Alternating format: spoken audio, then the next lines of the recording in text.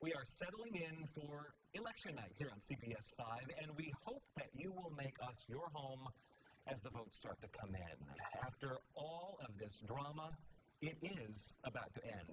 Let's bring in some new perspective with Dr. Allison from SUNY Oswego. We also welcome our friends on Facebook who are watching on Facebook Live right now. So thank you folks for being with us in addition to the TV audience. Allison, thanks for coming in. Appreciate you being here. I'd like to skip past tonight. Sure.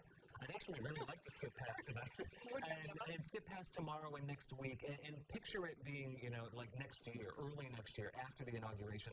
The job of whoever becomes the next president, how to sort of heal. We talk about healing as if it's, not that important, but it certainly feels quite important. I think it will be, and I think it's going to be an incredible year to watch the inauguration address. I think that's going to be critical, and I think that some of setting the stage for that healing is going to happen tonight based on what happens with the way acceptance speeches and concession speeches happen, and not just from the candidates themselves for president, but also how members who win or lose Senate races or members who win and lose House races sort of say, we've got to start moving past the incredible rancor of this particular election and start figuring out how to govern. This will be fun.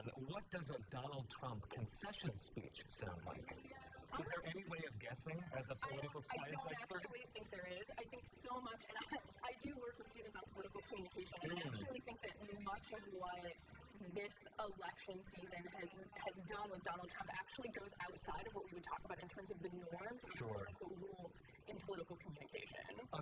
Hillary Clinton concession speech, what does that sound like? I think it sounds like a very general concession speech. I think it would fit a lot of the markers in terms of we fought the good fight, this has been lost, it's time to come together, while still maintaining a sense, it's sort of in the same way that Bernie Sanders' concession speech did.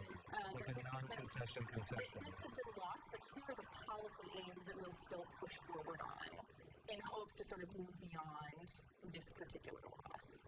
When you find yourself teaching this election, as you look back at this semester and all that's happened, within the confines of the college year, the college semester, what stands out as something where you thought, wow, I can't believe we're having to do this in this class? Students are fascinated by the Electoral College right now, and they're fascinated by process in a way that I've never seen. Really?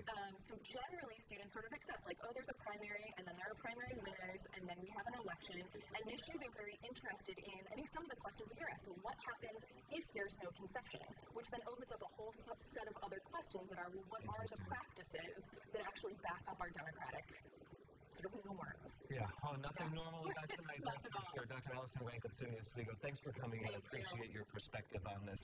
Top 5